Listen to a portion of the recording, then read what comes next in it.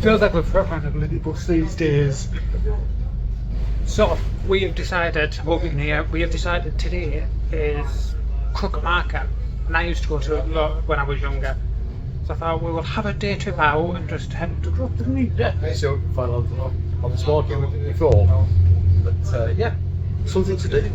Yeah. Just get out and about. Stop moping around, apparently. So yeah, so we're going to show you around Crook. Do a bit of shopping.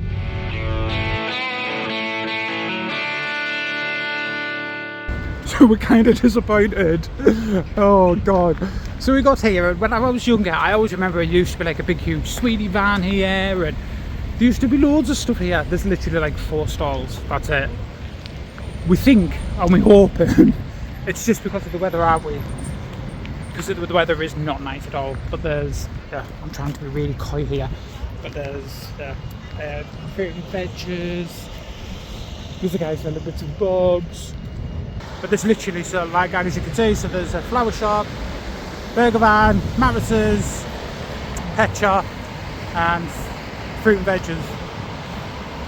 Right, We're going to do something else then. So yeah, so Crook is a market town. So I grew up not too far from here. Let's cross this road and not get run over, Stuart. And we'll quickly show you around because it is quite a nice little village. So yeah, so it is a old market town. And it used to be called the Gate to the Weir. Did you know that? No, I didn't. It was either that or Willington. It was between the two. It was always called the Gate to the Weir.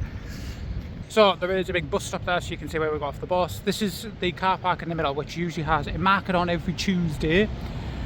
And then yeah, so it kind of has, it's very much a typical little market town. So it's got a few shops, and then you've got High Hope Street, which has got quite a few shops about it as well. They have just built a brand new Aldi and a Lidl, which wasn't here when I lived here. Yeah, it's just a nice little village. I've always liked Crook. So yeah, so just in that corner, which you can see the white building, that is a Wetherspoons. So yeah, so if you continue on that road, that one takes you towards Durham, taking you through Willington and Brandon. And if you go through that way, it takes you up to Wolsingham and then up into the Weardale. That way it takes you to Bishop and Darlington. It's so cold. It is, my ears. I put your hat on today, my ears are right cold. No wonder, I think it's snowing everywhere, isn't it?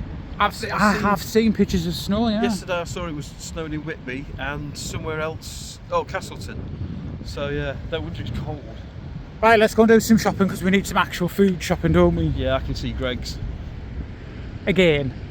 Breakfast butty and a coffee.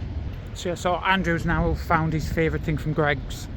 So they've just started doing this breakfast butty, but it comes with a cheese omelette, like inside the butty. Andrew's got a bit of an obsession with it.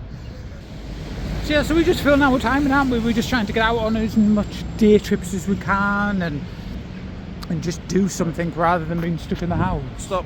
I've just got a message from Dave, our welder.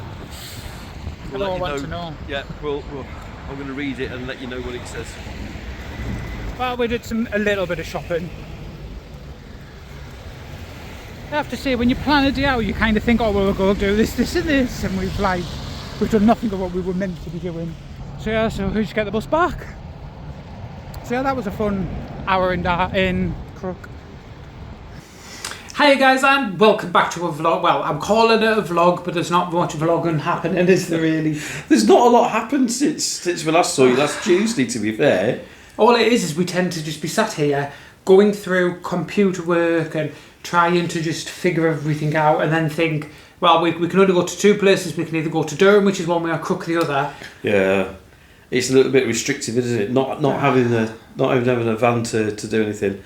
We're just killing time, aren't we, at the moment? Yeah, as silly as it sounds. So where we left you off last week is Avandra went down to Mansfield. Yes. So we had a message back from Dave, who's doing the welding, to say that he was going to have a look at it. And he sent some pictures back. Yeah, so they're the pictures we received. Yeah, not great. I got it in my head that it wasn't as bad as last year.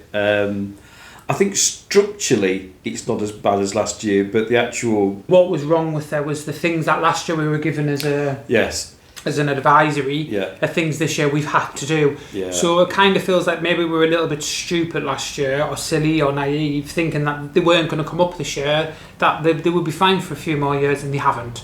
So he is going to he's had a look at us, and he has said that he thinks his motto to everything is everything's fixable as long as you've got the money. Pretty much. So it's like one of the things where we've sat there and gone, right, well, we haven't got all the money in the world. This is what we have left, because we are now our savings. We're pretty low, aren't we? So we've told him what the budget is, and he's like, yeah, I can do that. So it's like, well, that's the reason we actually took it back to him, because we weren't going to. But I kind of spoke to him cagily and said, what do you think? You know, is it worth doing? And like Stuart said, he just came back and he's just so blasé about it. It's like, yeah, anything's fixable. I think we got lulled into a false sense of security. You were just saying there that, you know, we didn't expect to get it done this year, or we were a bit naive. It didn't appear on the MOT last year. It appeared on the first one that we failed on, all the advisories, and then when it passed, none of it, well, most of it didn't appear last year. So I think whether we thought we got the work done, or I don't know, but we got sort of into a false sense of security. And then this time round, of course, Stuart's right. Everything that was advisory on the fail last year has borne fruit, and it's like it's a mess.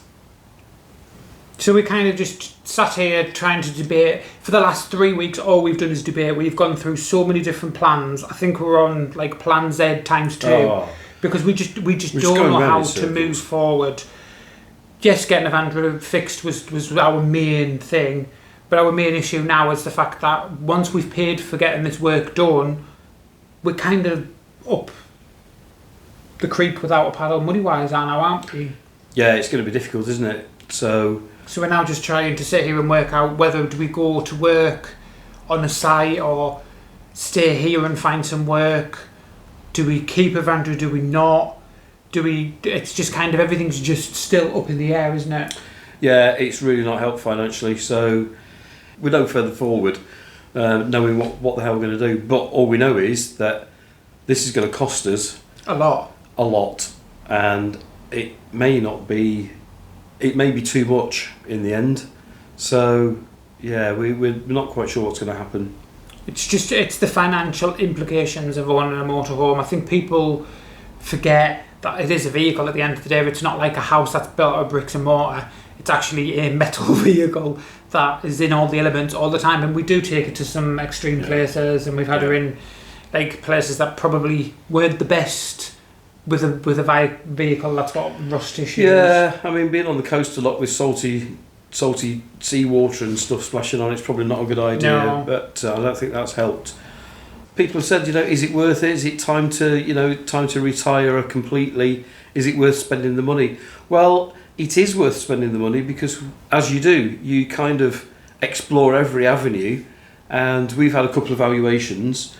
If she got an MOT, we know how much the van's still worth. So you can't scrap something that's got a value where to spend some money on it to get that value back, it doesn't make any sense. So we're kind of having to do what we're doing, but I think the financial repercussions of it is going to be too much for us.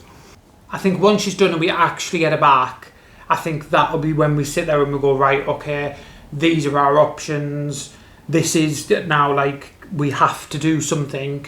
Either keep her, try to see if she can stay out another couple of years, see if we can financially just rein ourselves in quite a bit, because at the moment, like, I'm not going to lie, our savings that were meant to last us this next year, we said we were going to do it for 2, we managed to push it to 3, and now pretty much gone. That is it. We are now like brass bones, brassic.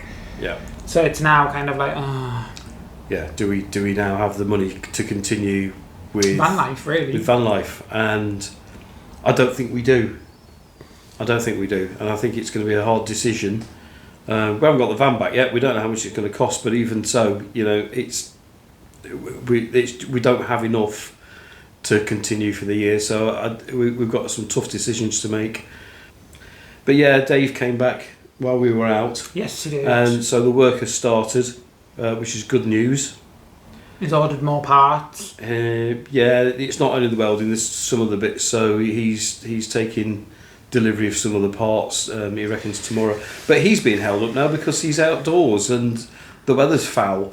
So he doesn't want to be working outside while it's absolutely hoying down with rain and snowing in parts. Yeah, we debated doing campsite watering, but then the problem with that is we'll have paid for Avandra, which is fine. We can put her on a site, but then it's kind of like, why have we paid for a year's worth of an MOT to then put her on a site and not travel? It kind of feels counterproductive of paying all that money to then have to earn that money back. For the van to be sat there for 6 to 9 months, just rusting away again with and not getting any use out of it.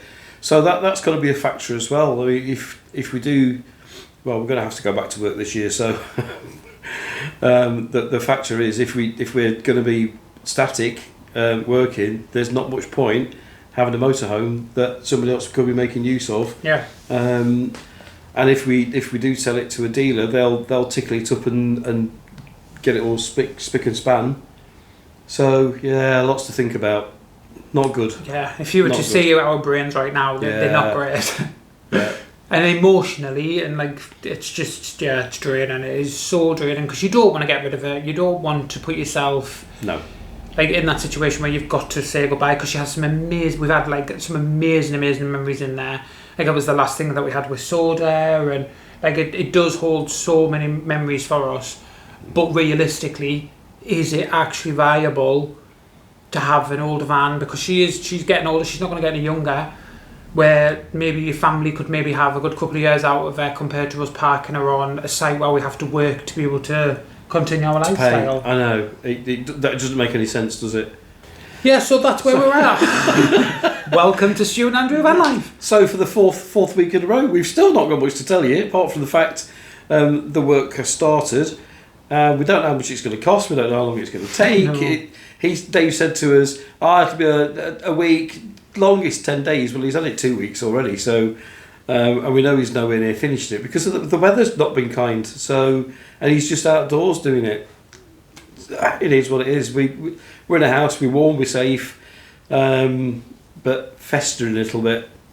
It is. It's weird. It's a weird feeling when you've been on the road for such a long time and you're so used to just being able to get up and go out and do stuff, and you're in a new area all the time, to all of a sudden being completely static, not being able to do much, because obviously we don't have a vehicle, so we rely on public transport. We've also got the dogs, so you can't really travel too far away because you've got to get back to make sure the dogs are okay, because this is new for them. They're not used to being in a house again because they've been in the van for 2 years. Yeah.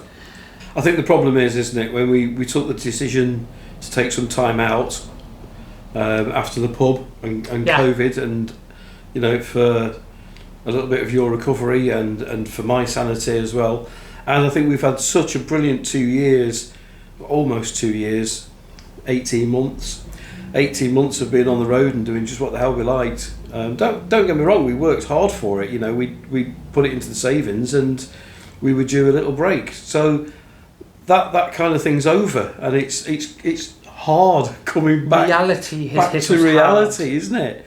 So yeah, we're just gonna have to just deal with it and come back down to earth with a bump, and go back to normal life. Yeah. For a while.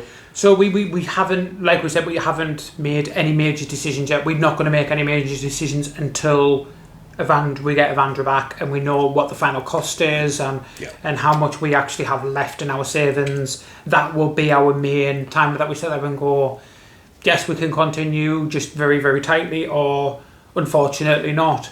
Yeah. So we will keep everybody updated, but at the moment, we don't know. We can't sit there and say, yes, we've made a decision, because we haven't.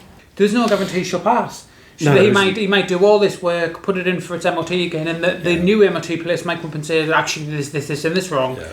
You've got a major problem with this. So there's always that. And I don't want to sit here and say, oh yeah, he's going to do the work and she'll fly through, because there's no guarantee she will. And that was the gamble, wasn't it? That was why we were so reluctant to go and get the work done because it's a gamble. We don't know how much it's going to cost, and there's no guarantee that it's going to pass the MOT. So we could pay thousands out. And we could have just blown what little money we got left on something that's never going to see light of day again. So it sounds all negative this week, and I mean, some people have been following us for the last couple of years. We're always quite upbeat and we're always quite positive. We're not down in the dumps or anything like that, are we? We're not like... No, but I find it very difficult. I find it very difficult to be upbeat and positive. But it is this week. It feels, just talking for the last 10 minutes, it just feels like it's just negative at the moment. And yeah, I think we just need to get some news back and say it's going in for its MOT or it's past its MOT, so that we can draw a line under whatever it is. Just draw a line under it and then move on to whatever we decide. It's just the limbo, and it's just, I don't know how you can be positive about being in limbo. It's just nothing's happening. So the only good thing that's come out of it, we managed to watch all 6 episodes of Unforgotten last night, which we enjoyed. I've never watched so much TV in my life. I have never ever watched so much TV in my life, and it's draining me. It really is. So on a lighter note, it's quiz this Sunday at 7:30. We might be doing it a little bit differently, so your phone might be that way up instead of that way up. We're trying to work out. So we do it live every Sunday at 7:30. So we alternative between a quiz one week and then an ordinary live the other. So Sunday's live. Thank you for everybody that joined on Sunday. We had quite a blast, but we had quite a few viewers. It worked a lot better than we expected it to work, to be honest. So we are going to try and kind of go down that road, aren't we? Yes, we are. We got, instead of the usual handful of people joining us, it's the way that YouTube works. If you do it upright on your phone, it goes onto their shorts and live feeds. So we have 4,000 people, viewers. Not everybody stopped to watch, obviously, because you flick through it. But we're going to give that a try this Sunday. So if you think it's all looking a bit peculiar, it's fine.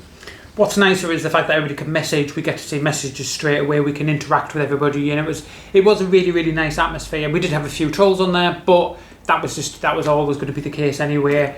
But yeah, so join us on Sunday for the quiz at 7:30, and then join us afterwards, after the quiz, for a live.